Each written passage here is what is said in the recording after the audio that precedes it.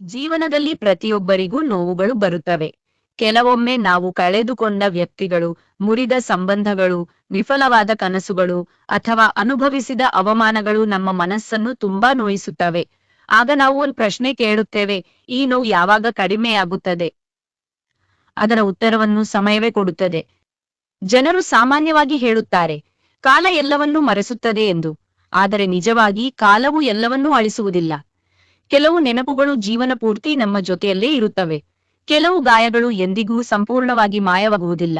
ಆದರೆ ಸಮಯವು ಆ ಗಾಯಗಳ ಜೊತೆ ಬದುಕುವ ಶಕ್ತಿಯನ್ನು ನಮಗೆ ಕಲಿಸುತ್ತದೆ. ಒಂದು ಗಾಯವಾದಾಗ ಮೊದಲ ದಿನ ನೋವು ಹೆಚ್ಚು ಇರುತ್ತದೆ. ದಿನಗಳು ಕಳೆಯುತ್ತಾ ಹೋದಂತೆ ಗಾಯ ಗುಣವಾಗುತ್ತದೆ. ಅದರ ಗುರುತು ಉಳಿಯಬಹುದು, ಆದರೆ ನೋವು ಕಡಿಮೆಯಾಗುತ್ತದೆ.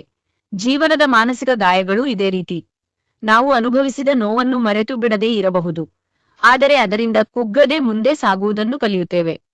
ಒಬ್ಬ ವಿದ್ಯಾರ್ಥಿ ಪರೀಕ್ಷೆಯಲ್ಲಿ ಸೋತಾಗ ಅದು ಅವನಿಗೆ ದೊಡ್ಡ ಆಘಾತವಾಗಬಹುದು. ಒಂದು ಕ್ಷಣಕ್ಕೆ ಅವನ ಕನಸುಗಳೆಲ್ಲ ಮುರಿದು ಹೋದಂತೆ ಅನಿಸಬಹುದು. ಆದರೆ ಸಮಯದೊಂದಿಗೆ ಅವನು ಮತ್ತೆ ಎದ್ದು ನಿಲ್ಲುತ್ತಾನೆ, ಹೆಚ್ಚು ಪರಿಶ್ರಮ ಪಡುತ್ತಾನೆ. ಕೊನೆಗೆ ಅದೇ ಸೋಲು ಅವನ ಯಶಸ್ಸಿನ ಮೆಟ್ಟಿಲಾಗುತ್ತದೆ.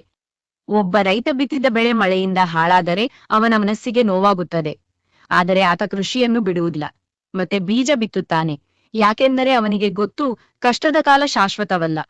ಸ್ನೇಹಿತರೆ, ಜೀವನದಲ್ಲಿ ದುಃಖ ಬಂದಾಗ ಏಕೆ ನನಗೆ ಮಾತ್ರ ಎಂದು ಕೇಳುವ ಬದಲು, ಇದರಿಂದ ನಾನು ಏನು ಕಲಿಯಬಹುದು ಎಂದು ಕೇಳಬೇಕು. ಏಕೆಂದರೆ ಪ್ರತಿಯೊಂದು ನೋವು ಒಂದು ಪಾಠವನ್ನು ಹೊತ್ತು ತರುತ್ತದೆ. ಪ್ರತಿಯೊಂದು ಕಷ್ಟವೂ ನಮ್ಮನ್ನು ಇನ್ನಷ್ಟು ಬಲಿಷ್ಠರನ್ನಾಗಿ ಮಾಡುತ್ತದೆ.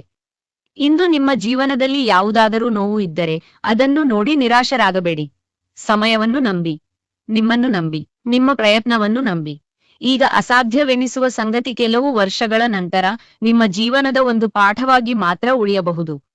ನೆನಪಿಡಿ, ಸಮಯವು ನೆನಪುಗಳನ್ನು ಅಳಿಸುವುದಿಲ್ಲ, ಆದರೆ ಅವುಗಳ ಜೊತೆ ಬದುಕುವ ಧೈರ್ಯವನ್ನು ಕಲಿಸುತ್ತದೆ. ನೋವನ್ನು ತೆಗೆದುಹಾಕುವುದಿಲ್ಲ, ಆದರೆ ಅದನ್ನು ಜಯಿಸುವ ಶಕ್ತಿಯನ್ನು ನೀಡುತ್ತದೆ.